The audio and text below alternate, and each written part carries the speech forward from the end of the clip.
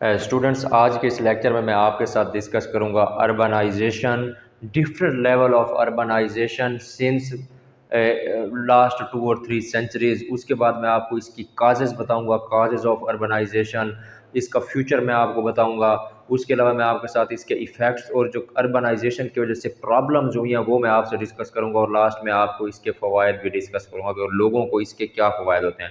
تو سب سے پہلے میں اپنے لیکچر کو شروع کرتا ہوں۔ پہلی سلائیڈ جو آپ کو اسکرین پر نظر آ رہی ہے وہ یہ ہے، ورلڈ از انڈر گوئنگ، اس میں سب سے پہلے میں نے لکھا ہے کہ world is undergoing largest wave of urbanisation. دنیا جو ہے اربنائزیشن کی ایک لارجسٹ ویو سے گزر رہی ہے۔ تو اربنائزیشن کا جو ریٹ ہے نا، the rate of urbanisation varies from country to country اور ریجن ٹو ریجن، کہ یہ کنٹری ٹو کنٹری اور ریجن ٹو ریجن ویری کرتا ہے۔ اس کے علاوہ جو سب سے زیادہ اربنائزیشن ہے وہ ہے یورپ اور امریکن سٹیز میں۔ امریکہ اور یورپ جو ہے وہاں پر اربنائزیشن کا جو ریٹ ہے much higher level as compare to urbanization level in South Asia, India, China, Pakistan, Bangladesh, اور اس کے علاوہ جو انڈونیشیا وغیرہ اس طرح کے کنٹریز ہیں ان کی نسبت ان اپنا امریکہ اور یورپ میں ریٹ آف اربنائزیشن جو ہے مچ ہائر ہے ان کنٹریز سے، پاکستان، انڈیا، بنگلہ دیش اور انڈونیشیا وغیرہ۔ لیکن ان کنٹریز کا جیسے امریکہ اور یورپین کنٹریز ہیں ان کا اربنائزیشن کا اینول گروتھ ریٹ جو ہے وہ بہت کم ہے ایز کمپیئر ٹو یہ جو ہمارے سب کانٹیننٹ کے ایریاز ہیں۔ تو مطلب یہ ہے کہ وہاں پر اربنائزیشن کا لیول ہائر ہے، ہمارے سب کانٹیننٹ میں اربنائزیشن کا لیول لوور ہے۔ وہاں پہ ریٹ آف اربنائزیشن گروتھ جو ہے وہ بہت ہی تھوڑا ہے، اور ہمارے علاقوں میں ریٹ آف اربنائزیشن بہت زیادہ ہے۔ میں آپ کو افریقہ کی مثال دوں کہ آنے والے وقت میں سب سے زیادہ اربنائزیشن جو ہونی ہے، وہ اربنائزیشن گروتھ ریٹ جو سب سے زیادہ تیزی سے ہونی ہے وہ کہاں پہ ہونی ہے؟ افریقہ کے اندر۔ تو میں ابھی آپ کو بتاتا ہوں کہ ورلڈ کا جو اربنائزیشن سٹیٹسٹکس ہے وہ یہ آپ سکرین پر دیکھ سکتے ہیں کہ اربنائزیشن سٹیٹسٹکس اس ایک کالم میں ایئر دیے ہوئے ہیں، دوسرے نمبر پہ پاپولیشن ان اربن ایریاز۔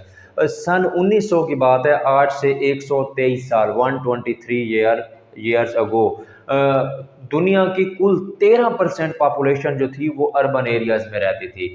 جب ہم 1950 کی بات کریں تو تقریباً 29% گلوبل پاپولیشن جو تھی وہ اربن ایریاز کے اندر رہتی تھی۔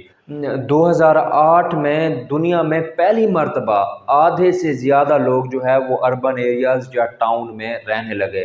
کچھ لوگ کہتے ہیں کہ دنیا میں 2008 میں دنیا کی آدھی پاپولیشن جو ہے وہ سٹیز یا ٹاؤن میں رہتی تھی اور آدھی جو تھی وہ ولیج میں رہتی تھی۔ لیکن کچھ لوگوں کا ماننا یہ ہے کہ 2008 میں 50% پاپولیشن جو سٹیز یا اربن ایریا میں رہتی تھی وہ کراس کر گئی، یعنی 50% کا ڈیجٹ جو ہے 2008 میں کراس ہوا ہے اربن ایریاز میں رہنے والے لوگوں کا۔ جب 2023 میں ہم آج کھڑے ہیں تو آج دنیا کی تقریباً 55% یا 55% پاپولیشن جو ہے وہ رہتی ہے اربن ایریاز کے اندر۔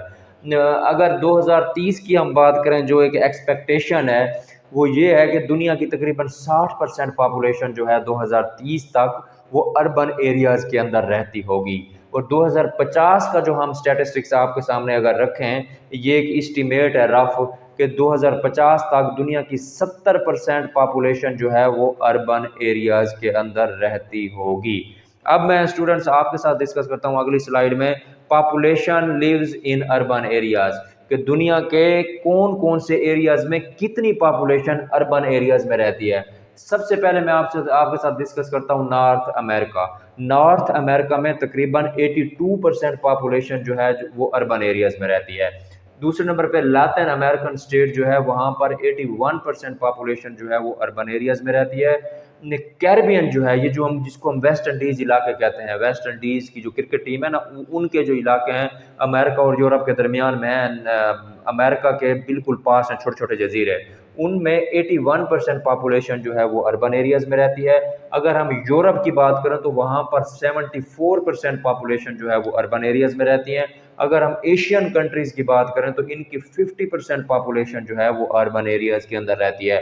اور سب سے لوور لیول آف اربنائزیشن جو ہے وہ افریقہ میں ہے، یعنی افریقہ جو کانٹیننٹ افریقہ ہے، بر اعظم افریقہ، اس کے تقریباً 43% پاپولیشن جو ہے وہ سٹیز یا ٹاؤنز میں رہتی ہے، جبکہ 57% پاپولیشن جو ہے وہ ولیج ایریاز کے اندر رہتی ہے۔ اس کے بعد اسٹوڈنٹس میں اگلی سلائیڈ میں آپ کے ساتھ ڈسکس کرنے والا ہوں کہ کازز جو ہیں اربنائزیشن کی، کہ دنیا میں جیسے سن 1900 میں دنیا کے کل 13% لوگ جو ہیں وہ سٹیز میں رہتے تھے، اور آج جو ہیں یہ 55% لوگ سٹیز میں رہتے ہیں۔ اس کی وجوہات کیا ہیں؟ تو اس کی وجوہات میں آپ کے ساتھ ان سلائیڈز میں ڈسکس کروں گا۔ سب سے پہلا پوائنٹ ہے بیٹر اکانومک اپرچونٹی۔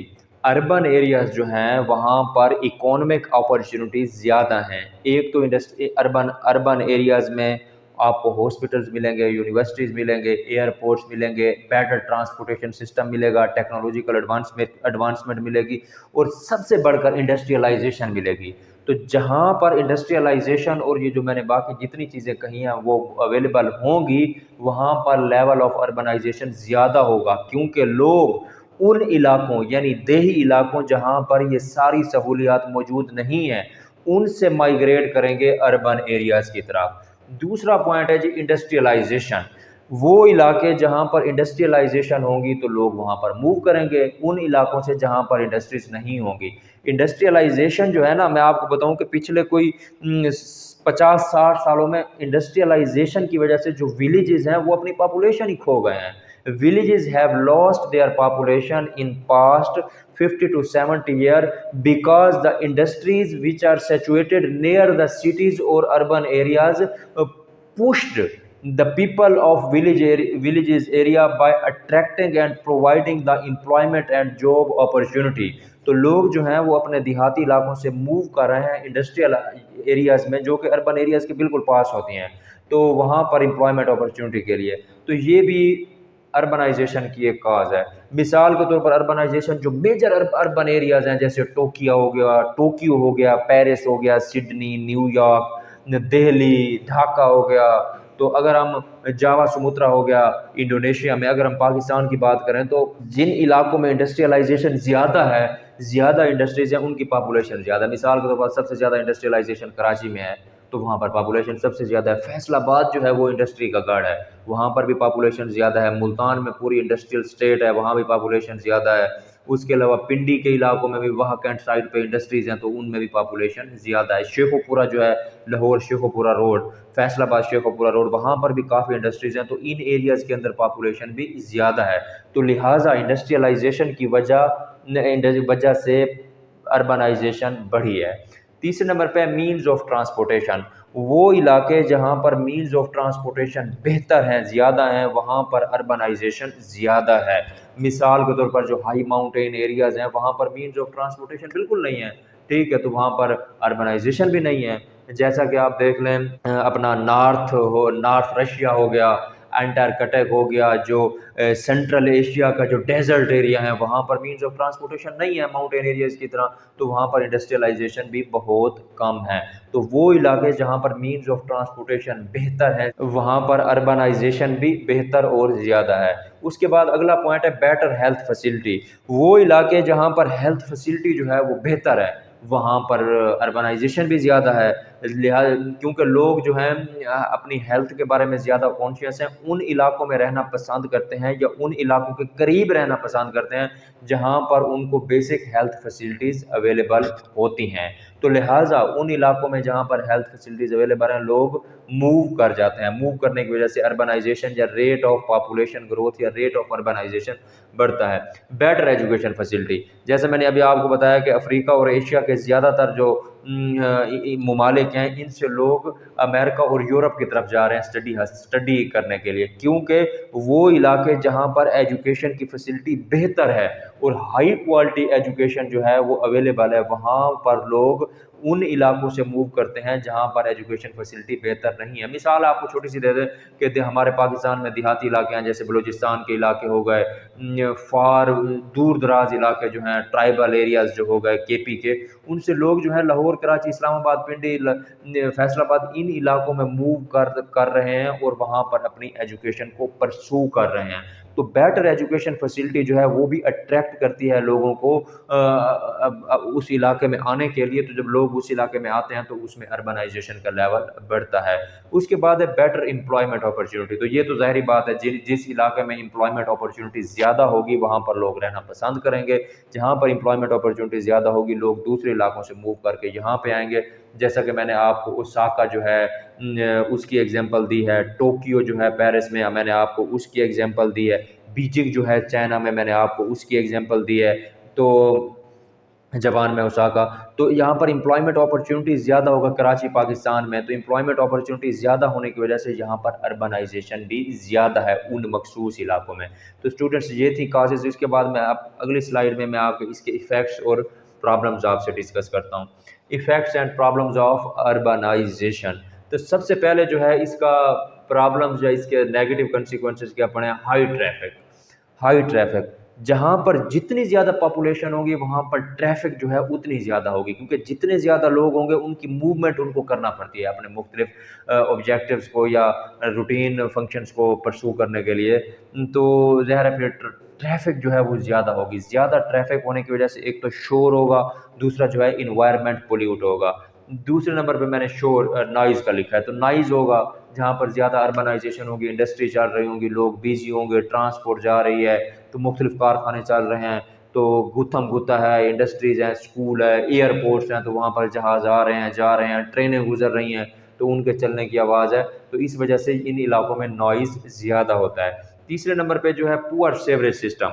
انڈسٹریلائزیشن اپنا اربن ایریاز کے اندر سیوریج سسٹم جو ہے زیادہ تر میں بات کروں گا تھرڈ ورلڈ کنٹریز کی, جیسے سب کانٹیننٹ افریقہ ایشیا کے کنٹریز ہیں, ان کے اندر سیوریج کا نظام جو ہے وہ پور ہے. کیونکہ جب بہت زیادہ تعداد میں لوگ تھوڑے سے ایریاز میں رہتے ہوں گے, چھوٹے سے ایریے میں رہتے ہوں گے, تو وہاں پر سیوریج سسٹم لگ بھگ مشکل کام ہے. کیونکہ in third world countries Asian اور افریقن کنٹریز کے پاس اتنے ریسورسز نہیں ہیں کہ وہ بہتر سیوریج سسٹم کو ایڈوپٹ کریں.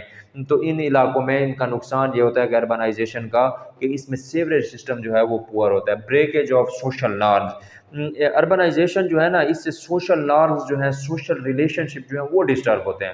یعنی وہ لوگ, میں آپ کو اس کی ملٹیپل سچویشنز آپ کے سامنے رکھتا ہوں, کہ وہ لوگ جو اپنے دوسرے علاقوں سے چھوڑ کر دیہاتی یا ٹرائبل یا ریموٹ ایریاز کو چھوڑ کر سٹیز کے اندر آتے ہیں, تو سٹی کی نا ایک بیزی لائف ہے, تو وہ واپس نہیں جا پاتے. ٹھیک ہے, تو پچھلے جن لوگوں کو چھوڑ کے آتے ہیں اربن ایریاز کے اندر, فرض کریں میں اپنا ٹرائبل یا ریموٹ ایریا سے آیا ہوں, سٹی کے اندر لوکیٹڈ ہوں اس وقت, تو میرا پیچھے جو رابطہ ہے یا آنا جانا ہے وہ ایسا کام ہوتے ہوتے بالکل کم ہوتا ہے. تو اس کا نقصان کیا ہوتا ہے کہ سوشل نارمز جو ہیں, سوشل ریلیشن شپ جو ہیں آپ کے فیملی میں, ریلیٹیوز میں یا اس سماج میں, وہ ڈسٹرب ہوتے ہیں.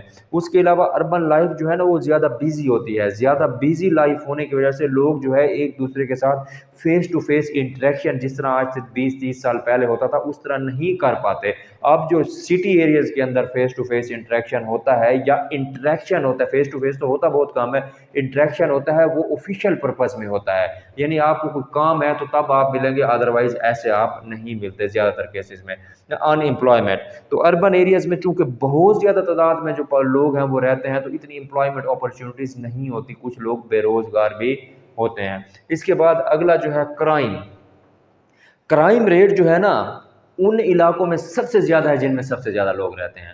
ریٹ کی میں بات کر رہا ہوں, پرسنٹیج کی. یعنی پاکستان کی بات کریں تو پاکستان میں سب سے زیادہ کرائم ریٹ کی جو پرسنٹیج ہے, یا جو چوری ڈکیٹی کے کیسز ہیں, تھیفٹ کیسز ہیں, ڈکیتی کے کیسز ہیں, وہ ہیں کراچی میں, کیونکہ کراچی سب سے زیادہ پاپولیٹڈ ایریا ہے. تو جتنی زیادہ آبادی ایک علاقے کی بڑھتی جائے گی, اس میں جو کرمنل ایکٹیویٹیز ہیں یا کرائم کیسز ہیں وہ زیادہ ہوتے جائیں گے.